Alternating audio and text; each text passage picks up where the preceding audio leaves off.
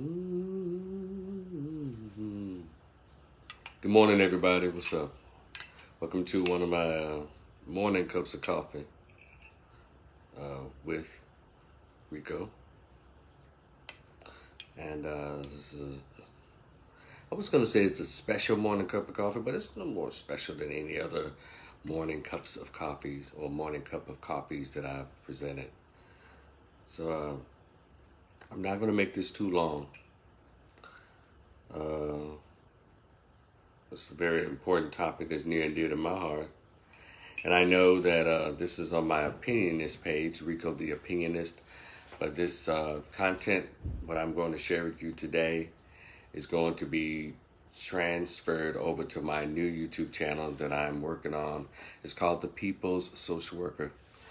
The People's Social Worker. So when I talk about stuff like this, as well as advocacy and referral, stuff that social workers do.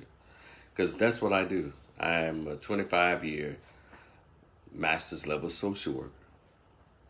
And counseling, the bulk of it has been counseling and therapy, substance abuse, mental health. And I work with a specialized population referred to as those who are been diagnosed with co-occurring disorders. Co-occurring disorders is when you have a drug addiction and you have a mental illness diagnosis, a mood disorder, bipolar disorder, the major depression, schizophrenia, or PTSD, and the symptoms of each one, they kind of run concurrently at times. But I'm of the belief that it is what's going on up here that forces us to want to take some type of outside relief to be less clinical about it. In my home state of Tennessee, I am a licensed master's level social worker. And in the state of Texas, I'm a licensed chemical dependency counselor and certified in anger resolution therapy. I'm going to sound like Charles Barkley then, therapy. Now, I'm certified in anger resolution therapy. On this page, I share a lot of opinions about things that go on in the world. And that's the space that I use this for. This is my Facebook page, my YouTube channel, Rico the Opinionist, and I have a Facebook group called Rico the Opinionist, Instagram, Twitter, TikTok, Rico the Opinionist, because I share opinions, and I've been doing this for close to about 30 years, sharing opinions about any and everything, and a lot of people kind of like them. But I just want to take this morning out to give my opinion, my thoughts on a recent occurrence in social media. And and also ask black men, how's your mental health? This t-shirt I had made. So I hope you like it. Who knows, maybe made to be sold. So y'all go ahead and you sip on your cup of coffee. I'll do the talking.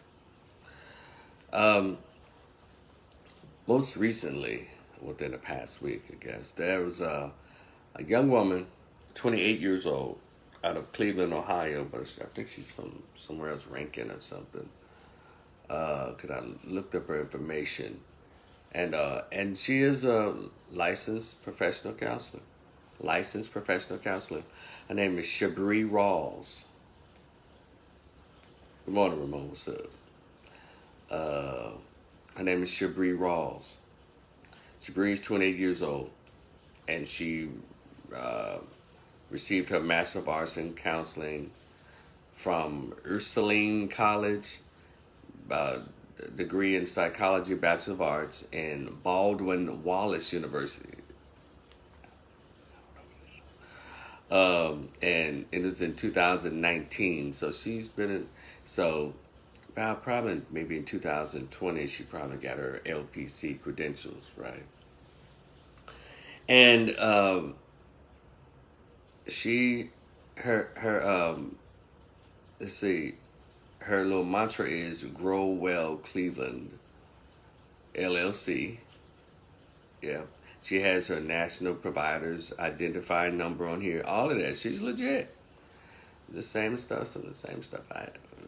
But and she has addresses on here where you can write her and find out where she is. She has, I think, a location address, and then on here also has her, looks like her home address, and she has a 419 phone number.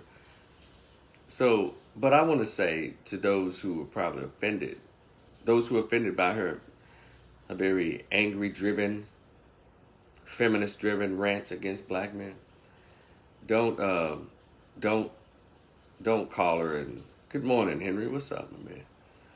You know, don't, brothers, black men, anybody else who are fans of black men, don't attack her. I mean, don't write her, don't call her. She's already feeling it. Someone, I think a black lady wrote an article or something. A black lady reported her. So just let them handle that in house. But she's received her just due for that very unprofessional, non-clinical, kind of hood, non-empathetic, non-clinical assessment of black men's emotional intelligence. And shout out to all the men in the black manosphere and the women on Twitter who did response and reaction videos to check this woman's behavior. And when I watched her video clips, to me, I wasn't shocked. When I looked at her, and no, we don't have to go about people's physical appearance, because I know I'm not Denzel, but I am a star. But it never fails, in my opinion, when they come out with these vitriolic attack of black men in general as a whole, as if they've met all black men. As Kevin Samuels put it famously, they're usually average at best. I'll just leave it at that. Because you don't hear a lot of attractive women just going in on men. And you hear those who think they're fine go in on men. But then you see all the makeup and the weave and the nails. But actually sweet, feminine women, even if they're not attracted to you, they're in their sweetness, they'll say no thank you. And they smile, and you don't feel attacked just because, in the process of her turning you down to get the phone number, what have you. So these women who know how to behave, who have what's called emotional intelligence, they exist. But let's get to this lady. I guess I could touch on a few of her points. She was saying, brothers, y'all need to, in order to have better relationships, you should be able to express yourself emotionally.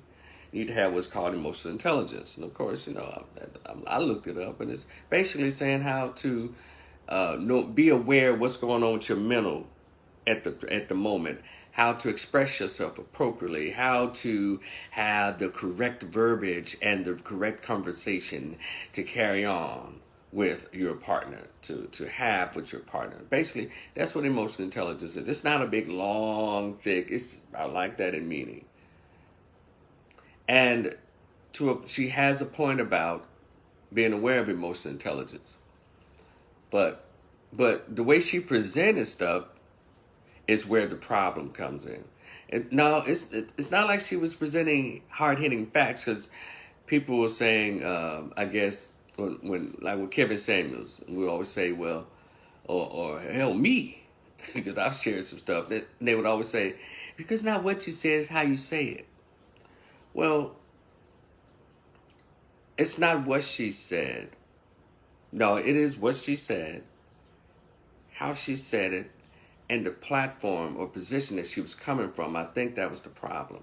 She presented herself as a clinician, a licensed professional therapist. And when you hear therapists speaking, there is an expectation of behavior and delivery. And I think that's where she messed up. Now, had she presented that same information as a true clinician, as a true licensed professional counselor, it would have come across totally different. Even the insults, he probably would know, like, wait, did she just tell us that we're stupid? But the way she did it, and she dropped a couple of gems, but not really. The way she presented it in this very rageful, vitriolic, feminist fashion is what turned a lot of people off. Because therapy is a very coveted space. And when you take it to use it as your personal weapon to beat up on and degrade, and in this case, black men, are you sure you're the right person for that field? It's almost like you become a teacher and you go in and you purposely misteach the children, or you have this bias against them that, why are they even here? They're too stupid to learn. And how come their mama don't put their clothes on them right? And where their that kind of stuff. And you're a teacher in an elementary school or high school or whatever. You don't need to be there. Because you can tell the ones who were born to do something and those who went to college to learn how to do something. I take the side of me that is the professional social worker and therapist and counselor. I take that side of me very seriously. That's a different side of me. That's my professional side. Matter of fact, it's more me than when I do these opinions. And when you're dealing with people on that level and when they're most vulnerable, you cannot come back and say, hey, boom, boom, boom, dum-dum, this is what you did wrong. Because you'll turn them off if you're in that field. Get it? Young lady, Shabri, you get that? You're out of line. And maybe you'll take this time to reflect, but the way she presented and the way she came back and doubled down after the criticisms lets me know there's something else going on with this young woman. There's something else going on with this young woman. She's not wrapped too tight, because her personal issues with black men, her personal issues came through, and it kind of spoiled her delivery. Emotional intelligence.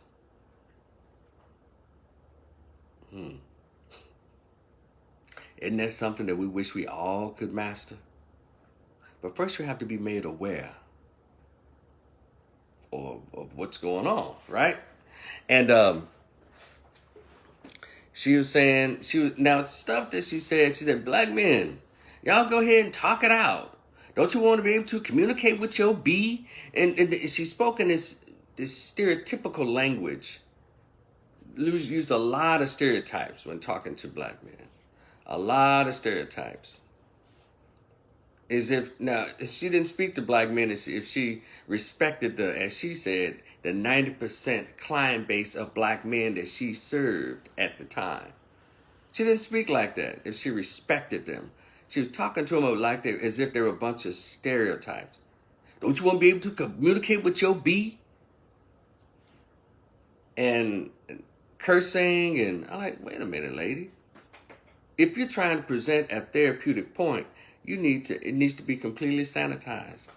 You can't do your homegirl presentation when you're talking and it's supposed to be in a clinician's position. That's how she presented herself, as if she's such a damn good therapist. But her firing freed a lot of those black men. But it also, her presentation of black men not knowing how to talk, express themselves. Well, why would they do that? A lot of times. Because when black men begin the process of opening up, they catch it. It gets used against them. And when I'm dealing with clients, when I've dealt with clients, I was always excited when a black male entered my office. And still am today, 25 years later, still excited. Because I understand when you're talking to black men, you're talking to the number one target for destruction in this country. Probably the world, but let's deal with this country. And she was speaking as if black men have just fallen off so much that they're almost unreachable by these elevated black women. She said, y'all told us to elevate ourselves and get ourselves together. And when we did, y'all got left behind, or y'all were, pretty much surpassed. And I need to ask her and any woman, what do you mean that y'all elevated yourselves over black men? Because I'm still trying to figure that out. If you're talking about, you mean going to college and getting a degree? Getting a master's degree, a PhD, you call that elevating yourselves in the human sense over black men? Well, let's do some history about that, Miss Shabri, and any other black female who thought she said it was cool. Thought what she said was cool. See, this young woman obviously lacks historical context. Black men have always sacrificed themselves economically, politically, they're persons. So their black daughters and their black wives and their black sisters and their black mothers and black women in general could keep it moving, because black boys are always taught.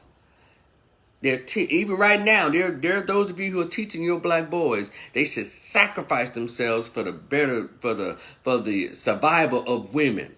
But no one teaches girls that they need to sacrifice themselves so men can live, so boys can live. Instead of that, what they do is they benefit off of the destruction. Black boys are taught in the first grade never to hit a girl, never do this. But no one teaches girls to respect and honor their male counterpart, because one day you might want to become a wife and a mother. And you need him to be strong so he can be a hunter, gatherer, protector, provider. Hence, emotional intelligence. No one teaches black males, black girls this. So they grow up with this in this fantasy of entitlement and being coddled, even under the system of racism and white supremacy. They're still coddled. They have the nerve to look back at black men and say, oh, we outnumber you in college. When let's go back to the 18 and 1900s. It is a known fact that the girls have always been sent off to college or school to become the teachers and all of this, while the men and the boys stayed home and plowed the fields, tended to the animals. They did all the laborious things that make women comfortable today. So the woman was literally speaking like an adolescent child. She had no clue about how she got to where she is. In her Napoleonic narcissism, she actually believes that she did it on her own. Like a father, an uncle, a grandfather, a brother, a male cousin, then elevate her to get to where she is, to turn around and crap on black boys and black men. Even under the guise of helping them therapeutically. Dr. John Henry Clark said it, and I always go back to the scholars. He said, African people, black people, we have no friends. I'm going to kind of tweak it a little bit and tell black men we have no friends. And even more, when we don't know it, sometime more likely we're sleeping with the enemy. When has the black male ever had his mental health addressed in a way that was loving and caring? See, let me tell you something, Miss Shabri Rawls.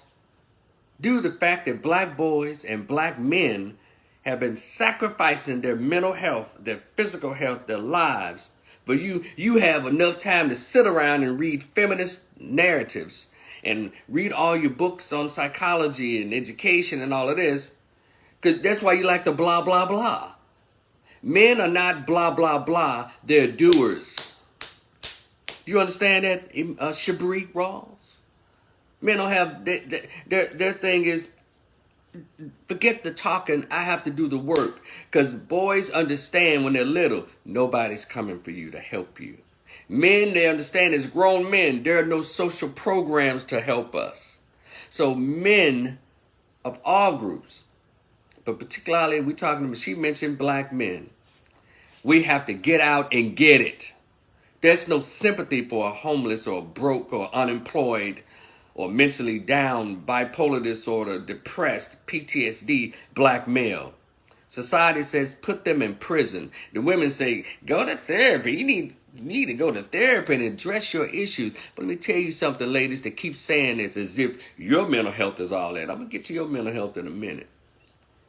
When black men start going to therapy, guess who they're gonna talk about? Guess if the therapist poses the right question, like I do, I ask them, who was in your household? I ask everybody, particularly black men, because I've been a man a long time. A lot of us grew up in these same situations in the last 50 years. Single mother, absent father, sometimes stepdaddy here and there. A lot of times grew up in poor neighborhoods. But he had some suburbanites too, but a lot of us grew up in these low-income neighborhoods, violence, drugs, police, all kinds of stuff. And we lived through that, and we had to keep it in. She said, talk about it, brothers. Don't choke that down. Very masculine, not feminine at all. Because if she was a woman, she'd understand how women act and how men react are two different things. But feminists think that they know what's best for everybody, especially the genders. They don't even know how to feminize their own gender. They don't even know how to bring the woman out of their own gender. But they have so much to say about the behavior and the reactions to trauma and racism to black boys and black men. Isn't that interesting? And so the lady is out of line. I always ask my clients, particularly the males, where were you and who was around you between the ages of 4 and 6, 6 and 8, 9 to 11? Those are the years, those are the pinnacle years where we began to process everything around us. And my philosophical, my therapeutic philosophy is, it is our households that present us to the world. Whatever modeling, whatever messaging, whatever cues you receive from the grown people around you as a child growing up, you usually take that out with you into the world as a teenager and as an adult. Unless some type of therapeutic intervention, or you meet somebody who can inspire you and let you know that that's not how it's done. Try it this way.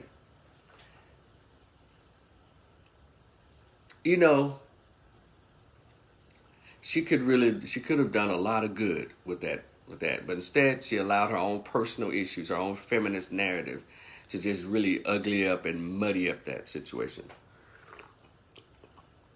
And when they talk about those years when a lot of black boys, black men that I've had in my office, or I've sat with and talked to on couches and chairs in treatment centers that I've worked through over the years, I hear verbal assault, physical abuse, and sexual abuse.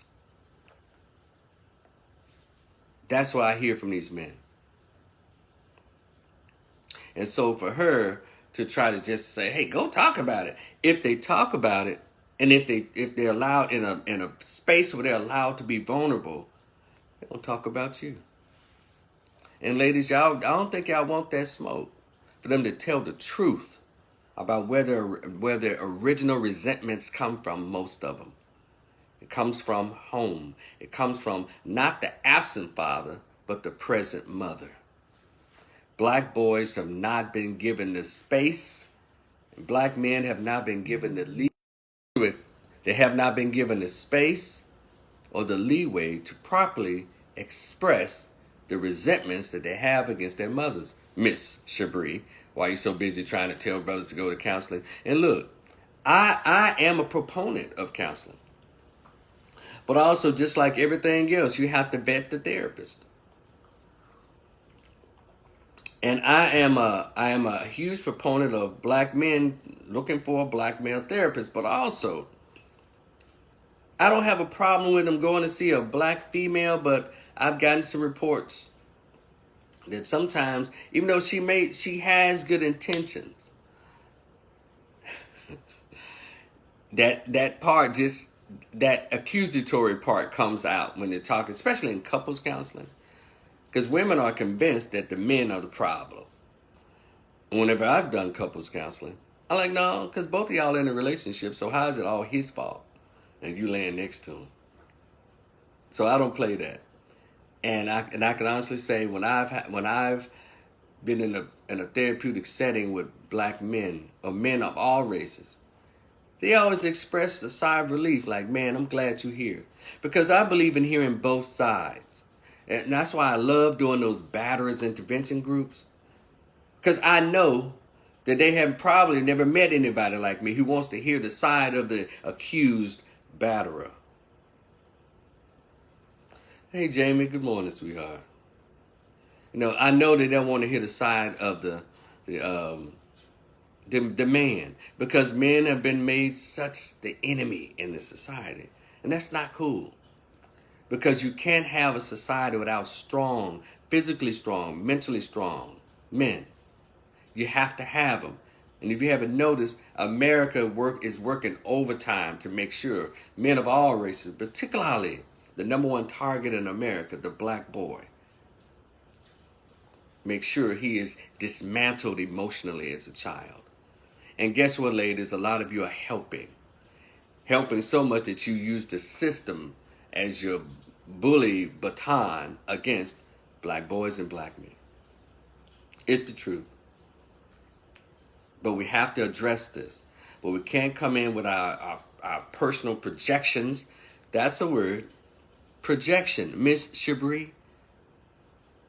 Projection. I know she knows what that word means. Why are you trying to throw out emotional intelligence?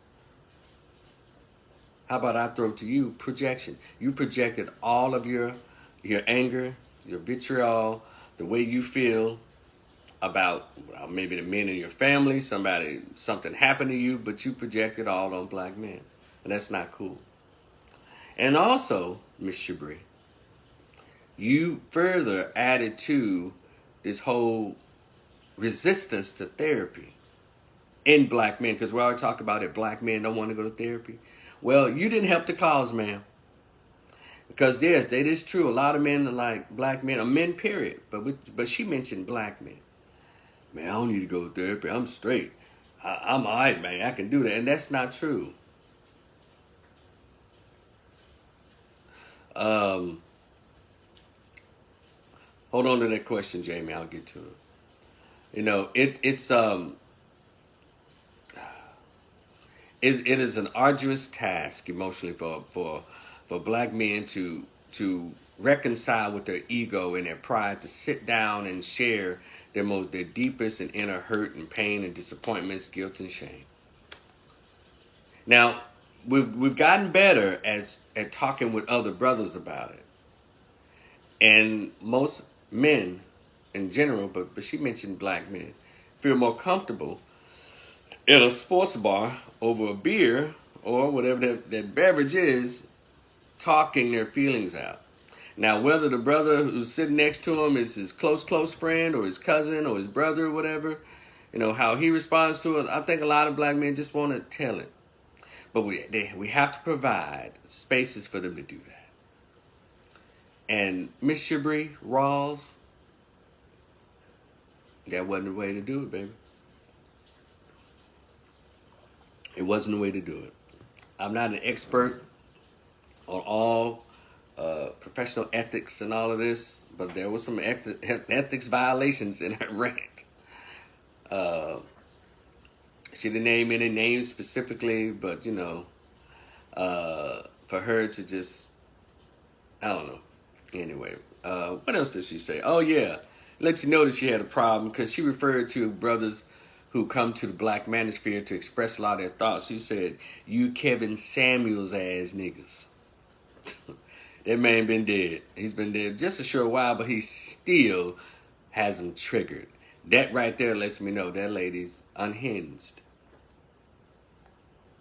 You know, because a man who actually worked to try to bring black men and black men together, but he did something that Mr. Farrakhan, T.D. Jakes, none of them could do. He went straight to the mental juggler of America's black women and question their delusional expectations.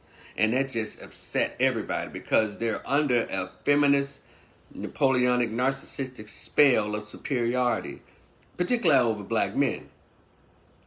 And the statistics show that black men are doing well. 51% are single and childless. CDC, the Pew Institute, the Pew Center for Research, black men are the most involved in their children's lives. And it goes on and on. But they tend to ignore statistics because if you bring statistics in here, that means I can't rant emotionally. And that is what all this was about. I need you to get better. I need you to change from being a natural man so it can accommodate today's feminist blah, blah, blah females. And those who swear for cheese and crackers that they're so educated. But a lot of them make the worst decisions with their bodies and their finances. So where's this education? Yeah, you attend college more than black men, but the results in society say different. Anybody can sit down and listen to the professor, take down the notes, regurgitate what you remembered in the lecture onto a test and pass the test. That's what you said you did. You know, we're more educated. No, you're more proficient in your major. But outside of that, look at your household. Look at your dating life, your social life. Trash. Got it? So when y'all hear these sisters with the degrees on their backs, just shake your head and bless their hearts because they're not holistically developed. Now and I've paid attention. Women in general, they have the gift of gab because they read a lot of books and they study a lot, their majors, and so all they do is blah, blah, blah, blah, blah. Men, not like this. Little mama, you gonna go out with me or what? Oh, no, peace. No, I don't want to share my feelings with you. Because ladies, stop asking men to go to therapy to express themselves and to mold them into who you want them to be. But the men who express themselves, who spoke to you, blah, blah, blah, you put them in the friend zone using high school or in college. You didn't have sex with them. The men who are having the most sex are those who are emotionally suppressed, who don't talk to you. That's who your baby daddies are. The emotionally suppressed guys who don't talk to you. But then you're going to come back later. Man, you need to be more expressive. You need to be more in tune with your emotional intelligence. Come on, baby. Don't do that. I've been here a minute. Guys who love to have these elongated conversations. Guess what they're having it with? Women over 35. Sexy young women, 16 to 25, not trying to have no long conversation with y'all. And that's a fact. They're not trying to have no romantic anything with you because they're young and fine. Everything is tight and tender and juicy. And blood is flowing and she bow. But when she get over 35, 40, 50, I want someone who can love my mind. I don't want someone who can romance my entire body. No, when you was young and fine, you wanted to put the money in your hand so he can blow your back out. Just, you created this guy. You created this dude, ma'am. And Miss Shabri, you 28. And I saw your video. You probably mad just like most feminists are. Not even the emotionally suppressed dudes are trying to talk to you. And that's usually when you hear a lot of these women ranting about men. Because dudes not trying to get at them. And if they get them, they're like, okay, what's your name? Oh, my name is Derica. Hey, Derica, so where's the nearest hotel? That piss you off. I know it. You got your degree and all that, and you got all your money established. Why is he asking me for sex after we just met? Well, that's what men do, babe. When men like women, their behavior is different. I know this because I'm a man, baby. Yeah. When there's a woman that I'm attracted to physically, I give her a shot to see what comes out of her mouth.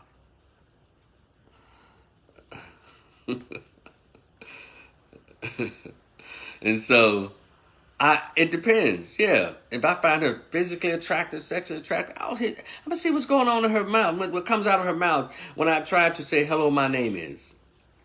And then I get this kind of like lukewarm response. Okay, let me switch this around and let me tell her what she wants to hear.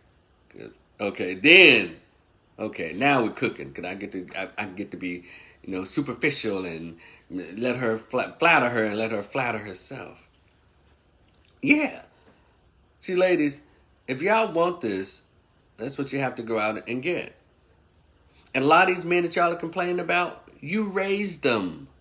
You raised these emotionally suppressed, oppressed guys. And then they came out of your households. These 25 to 35-year-old men you're complaining about, some of them 40. You raised these dudes. When you was doing you weren't talking about, you need to go to therapy. Now, what a lot of you have done is you put them on medication early. You put them on medication for ADHD. And then you expect him to have good sense. See, a lot of stuff y'all did, ladies, that y'all complain about, get a degree, you get on these platforms and try to admonish and debase black men. You forgot they were the same black boys that you mistreated. If you're their mother, you more likely you put them on some type of medication that stunted their development. So now that he's 25 years old, you think he's ready for dating, or 22 years old, and he's behaving like he's still on that medication. He's not there emotionally. He's quick with his words. He doesn't listen, or he doesn't express empathy, or not very sensitive. Well, you killed all that when you put him on the ADHD medicine when he was a little boy. You did that. So don't come here with your licensed professional counselor credentials or your holistic approach to relationships and try to act as if something's wrong with black men. A lot of women today, she mentioned black men. Black women act as if they weren't on a plantation. So that means it would prompt me to go to read more about their plantation experience.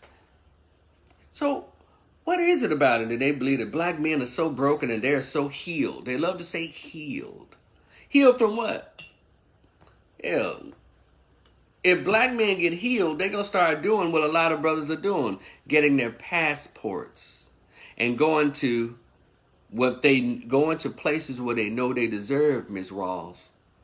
That is femininity, feminine, cooperative, inspirational women. And this culture in America has just beaten down men of all races. This feminist culture, this liberal feminist culture has beaten men down. And so they're like, I'm throwing my hands up. Where is my passport? I'm going to travel. And that's why a lot of women don't like to hear other men tell younger men, or men in general, get your passport, man. Go and see the world. And because they're going to start meeting women who are not like American women. If they meet other black women in other cultures. You always talk about y'all degrees, but no one ever talks about the study of sociology. Sociology is the study of groups and their mores and folkways and their traditions and under their culture. And a lot of these countries, their brothers are going to a lot, men are going to a lot. Thailand, the Dominican Republic, I guess, Costa Rica, Belize, Colombia, Brazil. Those women are under another culture, meaning those women understand their place as feminine vessels for masculine men. But in America, the women have been transformed into masculine vessels, and they're trying to find effeminate men. When they get them, they complain about them. But really, they complain more about the resistant masculine men who are saying, you know what, forget y'all, I'm going to go somewhere else. But I want to say to men, as a longtime social worker and counselor, don't stop going to counseling. Just vet them. Understand, and I would push you to find more black counselors, black therapists, males, and read up on their bio. See what they're talking about, and look at who they service. I guess, if you These brothers I'm not going to do that, but y'all just read their bio, see who their clients are. I know mine, I'll service anybody per se, but I'll say out loud, I'm a black male advocate. I understand how depression, how PTSD, how anger, how all that stuff affects black boys and black men differently than the dominant group. The dominant group comes from a place of privilege and entitlement. So what's your anger about? But I know what the anger is about, what the depression is about, the PTSD is about when it comes to black men and black boys. And what the shame, what the secrets are about. Get it? But if you're looking for a woman, if she's a black woman, go and look at her bio. And if you're a man looking for a woman, look at what her bio is. Because the bios do matter. If you're a heterosexual, straight black man, and you see that her stuff is LGBT, trans, and trans teens and all that, well, that's not the therapist for you. It's no shade or hate against their therapist. I want to educate you brothers on pay attention to their bio or who their client base, who their specialties are. That's what you should do in the future. So you won't come across another Shabri Rawls out of Cleveland who's going under the guise of counselor, but she does not have really any empathy for the 90% black male clientele that she said that she has. How do you get all these black dudes? And who are you when you're with these guys? How do you sit there with this hidden bias and this hidden cognitive dissonance and actually give what's called good therapeutic services to these men? How do you do that? Because she's not really born to do this. She was trained in school to do this. See, I learned as a little kid. And then when I got to high school and in college, it just kind of solidified. If you're going to be a social worker, if you're going to be a counselor, you have to be transparent. And you have to understand that the world comes in many forms, many shades, many ideologies, many orientations, many thoughts. They come in all of that. But your job is to help whoever comes in your office. Because I've had all types of clients. I've had gay men, gay women, white, black, mixed, Hispanic, Asian, narcissistic. I've had depression. I've had all diagnoses pretty much I've run across. And guess what? They all got help in the place where they are. Maybe because I have a social work background. Because when you're a social worker or a caseworker even, they come there for you to help. They're not there for you to put whatever your biases are on them indirectly. I'm sure she believes she's doing a great job. But her hatred, her vitriol for black men just won't allow her to do the job. And nothing against LPCs.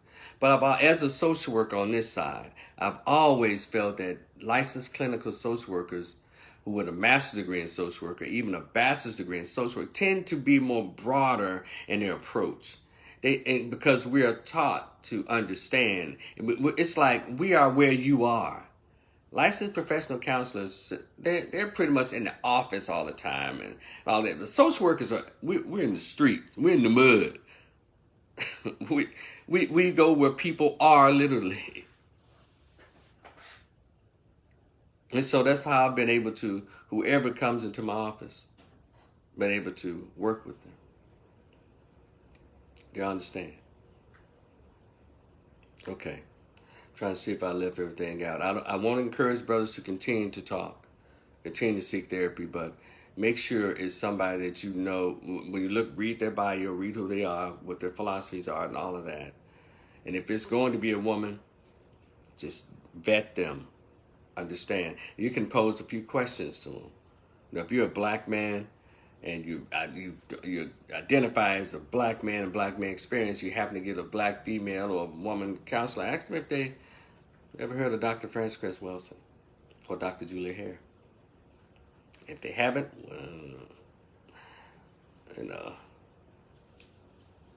Ask them if they know anything about the scholars, Dr. John Henry Clark, Dr. Amos Wilson, Dr. Jawanza Kunjufu, Michael Porter, all these people who talk about the experiences of black boys. Ask them if they know who these folks are. Because this woman based all of her vitriolic aggression on this article that was written by liberal feminists from Psychology Today, saying how men, they didn't say black men, the article said men, the rise of lonely single men.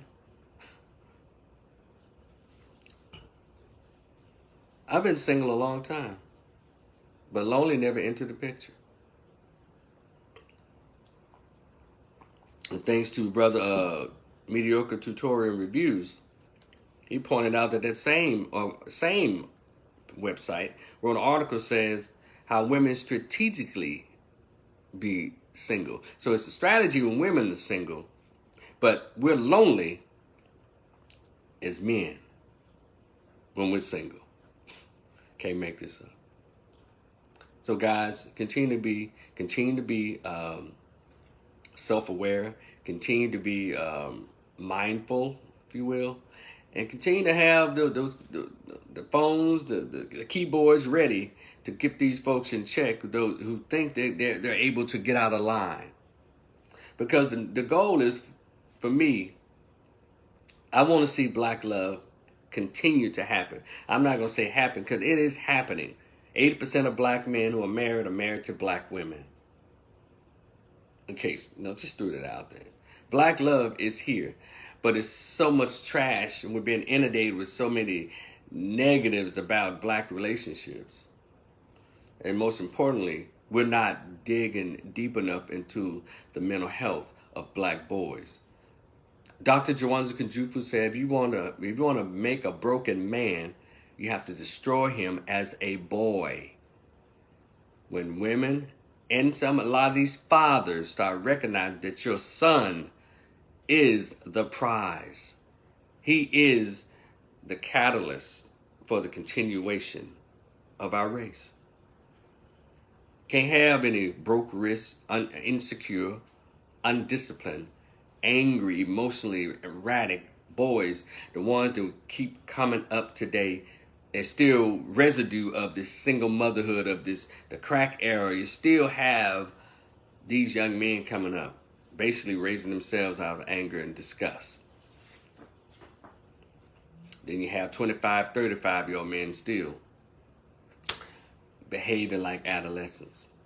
So I'll give her some points on a lot of behaviors, but I don't like the reason that she was trying to give this information out. Not because she want to help black men, but she thinks that black men need to step up to all these educated women. And education is just a training. Dr. Naeem Akbar said something one day. He said, I went to Florida State to receive my PhD in clinical psychology. After I received my diploma, I then had to go back and unlearn all of the foolishness, all of this that I had to absorb in order to get through that next level. How many of you, ladies, went back and unlearned a lot of these degrees at these PWIs? How many of you gone back and read what the scholars were talking about? Because we have a lot of black psychologists and sociologists. How many of you have gone back? I'll wait. Because if we're truly interested in black progression, mental health, or socially, economically, we have to turn our directions, and we have to, put our emphasis on us. All the stuff that we learned everywhere else, we have to place the emphasis on the development of the children. So you won't be complaining about grown men and grown women today. Got it? Let me read a couple of these comments, and then I'm going to get out of here. Henry said they don't want to hear that part. They don't want to hear that part. Rico definitely won't admit it. I made a point. Jamie, hold on, Jamie. She had a question on here. and I'll address it. Jamie says, how do black men process what you experience? Does it result in anger, anxiety? How do you process it? It's a good question, Jamie. How do black men process it? Well, hell, whenever they decide to process it, it's a good thing. A lot of black men don't process it in what we may think in a proper therapeutic environment. They process it in many ways. Anger is one of them, because anger is looked at as a masculine emotion. So you can be as angry as you want to be, but the vulnerability of expressing hurt and shame and guilt, nah, you can't do that. I ain't no bitch, I ain't no punk. No, I got this. And so it has been the effort of many mental health professionals to try to redirect that thinking and get brothers into processing it in safe spaces, because a lot of black men don't believe that there's a safe space, because what I call the B word, that is vulnerability.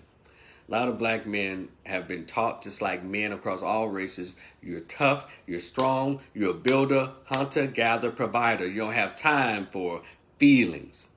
And again, as I said earlier, women have been coddled and entitled so much that they have time to actually do seminars and 3 and 4 hour workshops on women emotional feelings. Men don't have time for that, because what the Bible says is true for men: if you don't work, we don't eat. But women, they ain't got to work and they still eating, because there's men around. Y'all understand? So when women come at men talking about you need to do this, well, first of all, you're not a man, and close your mouth. You don't even understand the stuff that men go through that we never talk about. But y'all get to blah, blah, blah, blah, blah, blah, blah, blah, because that's your nature. That's what you do. You can't whoop nothing. Can't beat anything. So you just blah, blah, blah, blah, blah. Look at the videos. A lot of them. Stop it. Get off of him. You're hurting. When the police and all that, they can't whoop nothing. Stop. Leave it, Some of them try to, be a little aggressive, but they can be a little aggressive because the police is just going to do what? Treat them like women. So I don't take a lot of their little comparing, contrasting. I don't take a lot of that stuff seriously. I couldn't take what this Shabri Rawls said in her vitriolic video about black men seriously. Because I know women don't do the work that men do. All right. Go up and see when a building is going up, a 15 or 20 foot building is going up. Let me know how many women up there putting in window panes on the 20th, 15th or 20th floor. How many up there on cranes? Women don't build jack. They just talk blah, blah, blah, blah, blah, blah, blah. And when men don't understand the nature of women, that's when we tend to get in trouble. And you would think, and it was a terrible but also very interesting period. It's called pimping in the 60s and 70s. They understood more of the female nature and the psychology of women than these so-called players today. They did the worst thing. The women still came back and gave them money. Understood. Because the nature of woman is to be submissive to a dominant or masculine man. Y'all notice when they have these guys that like to hear them out, they run all over them. Look at Russell Wilson. They run all over him, embarrass him, disrespect him. But you trying to, happy wife, happy life. You're so stupid. You're so stupid. That's why you having all the health problems. That's why you got that high diabetes and the high blood pressure and chest pains. Because you're not the man in your relationship.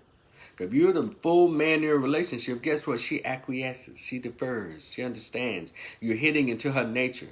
But when you try to be cooperative with her and give her choices, it's just as bad as you allowing a 5-year-old to tell you at the dinner table, I don't want to eat this. You say, well, what do you want, 5-year-old who don't pay no bills? What do you want, 5-year-olds who don't know how to drive? You want 5-year-old who can't even wash his or her own boo-boo? See, it's the same way men almost have to do women. I know, get offended, misogynist, sexist, blah, blah, blah, blah. Did y'all know who get all the women are the misogynist and sexist men? Guys, stop listening to women. Because all they do is train you to be the guy who they don't get no punani to. The women don't like soft men. Let me give y'all an example. I'll try to keep the example simple. There's two songs out there. I'm gonna do this, and this is no disrespect to anybody, but have y'all ever been to a New Edition concert, or have you ever did you watch on their latest tour, their Culture tour, and they would all of them were out there, and New Edition is iconic. They are our Temptations, and Bobby Brown is David Ruffin. However, you ever notice when Bobby Brown does his set, the women just go nuts? And if y'all heard the story of Bobby Brown, he was terrible. Bobby Brown was wilding out. Man, Bobby Brown was terrible. But even in his broken 53-year-old age today, they still remember because that motivates them. And when he sings this song, there's like a man's mantra, my prerogative. And doing what I feel, my prerogative. I can live my life, my prerogative. One said, can't tell me what to do. It was just, tell me. Why do people always talk about me? Yeah, my prerogative. And the crowd just goes wild. Then Ralph Tresvant comes out to sensitivity, a man like me. And you can barely hear crickets. You can hear the crickets. You can barely hear people breathing in the audience. Y'all ain't noticed that? Guys understand the nature of women. They like hunter-gatherers, protectors, providers. And by the way, to you beta male dudes out there that think you need to stand up and when a guy's letting a woman have it verbally, like, hey man, you don't talk to a woman like that. After you get busted in the head with a beer bottle, and she might scream, oh, why you hit him like that? But she's still motivated by that dude who was just cussing her out. She can have a master's degree, a GED, a PhD. She's still, in essence, that same woman that wants that Tarzan Jane relationship. So, ladies, stop trying to tell guys to go to therapy. Because if they go to therapy, they're not going to fool with you. They're going to go find feminine, cooperative, inspirational women. Fit, F-I-T, fit women. Because see, when men go to therapy, they get the right therapist to focus in on who they are as men. And also validate and show empathy towards their PTSD, their traumatic childhoods. And let them know it's okay, there's nothing wrong with you. Your anger comes from this. Your shame comes from this. Your trauma comes from this. And it's okay. They're going to, you know what? And they're going to look dead at you and say, you know what? She exemplifies a lot of those things that I was socially engineered or conditioned to as a child to accept as being okay. A lot of black men have accepted fussiness, smart talking, verbally abusive women as being okay. They've bought into this whole thing about struggle love. It's dumb. And a lot of young men are dying. I just find it weird. But when they get to the essence of what a man is, ladies, y'all appreciate it. Because then you'll actually get that protection that you say that you want. You ain't have to ask for it because men protect women. They don't protect a bunch of masculine chicks around here. I got my own. I can do this. It's nothing sexy about a woman jacking up a tire, fixing her own tire. There's nothing sexy or feminine about that. Especially when you got a dude sitting on the passenger side that's watching you do it. Who's the fool in that scenario? Not him. Because after all of that, because this was an actual video, she was jacking up the car and he was sitting on the passenger side. And some dude was say, man, this is terrible, man. Look how you treat that woman. And I would have told that dude, stay out of their relationship. Tina Turner stayed with Ike Turner for 19 years, but want to tell the world he beat her ass every day.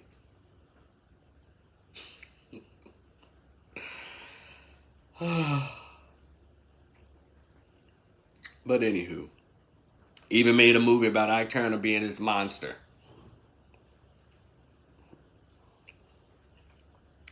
So, guys, therapy, my whole thing is counseling is not a cuss word. Go to counseling. Find the right therapist. And if you're a black man, try to find a black dude. But even when it's black males, they have some of those feminist views about, well, brother, don't you think you this? And brother, don't you think, as a man, brother. They will speak with their mother's tongue when they're talking. Yeah, there's some dudes out there that's like that, PhD and all that. Yeah, so it's kind of tough, but you can get it done. Or form your own support group as men. Form your support group. If you don't want to go to a therapist one-on-one, form a support group with brothers and y'all talk about it. It's okay, because we have to let this stuff go. And then when you do that, you find out there's other men, black men, who feel the same way you do and has gone through what you've gone through. That's when you'll start noticing a change in your physical health, your mental health, your emotional health, and more becoming more aware and more control of your emotional intelligence. This is Rico the Opinionist. I'm on YouTube, Instagram, TikTok. That's Facebook group, Rico the Opinionist. And also I have a Cash App and PayPal, Rico the Opinionist, both of them. Get at me, and look for my new channel that I'm developing. It's called The People's Social Worker. We have more information like this to help in the development and the advancement of our growth as African American men, as well as our community. So I'll talk to y'all later. Be cool. Peace.